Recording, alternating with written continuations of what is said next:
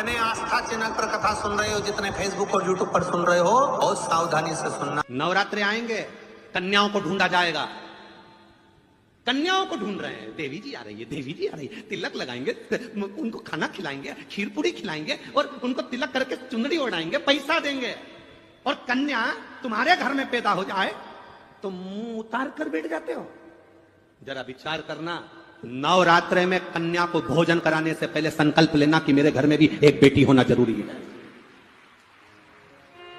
नवरात्रे में कन्या पूजन करने से पहले संकल्प लेना, हे देवी मैया हमारे घर में भी एक बेटी जरूर देना, एक बेटी का जन्म हमारे घर में जरूर देना। तो यह कथा क्या गलत कह रही है? अब तुम्हें कोई गलत बात लगी क्या इसमें? फिर भी लोगों ने कह दिया जिनके यहाँ बेटी नहीं हो तो उनके लड़की ना देवे। निवेदन, जिसके घर में बेटी होती है उसके घर में अगर कोई माता पिता अपनी बेटी की शादी करते हैं, जब उसकी बेटी विदा होती है तब माँ को मालूम पड़ता है कि बेटी का दर्द क्या होता है। जबकि कोई सरकारी गतिविधियों में कहीं फंस गए हो, सरकारी कोई केस चल रहा है, कोई सरकारी चीजों में अगर तकलीफें आ रही हैं, तो शिव का नाम लेकर कभी अगर मौका मिले जीवन में, 5 दुर्बा, 1 बेलपत्र, 1 अक्षत, 1 चावल का दाना और तीनों पत्तियों पर लगा हुआ चंदन।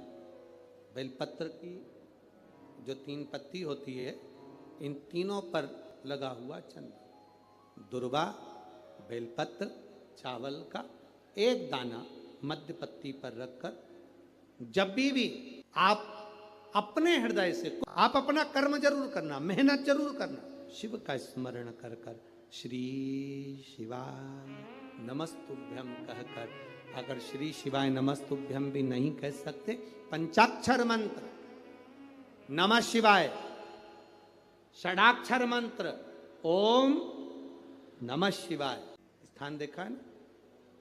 फिर ध्यान देंगे, अशोक सुंदरी से शिवलिंग के बीच की जो खाली जगह देख रहे हो आप लोग, एलईडीओं पर ध्यान देना। शिवलिंग, अशोक सुंदरी का स्थान, बीच में जो खाली जगह है, इस खाली जगह पर बेलपत्री और दुर्बा का जो पीछे का भाग है, वो पीछे का भाग अशोक सुंदर की ओर होना चाहिए।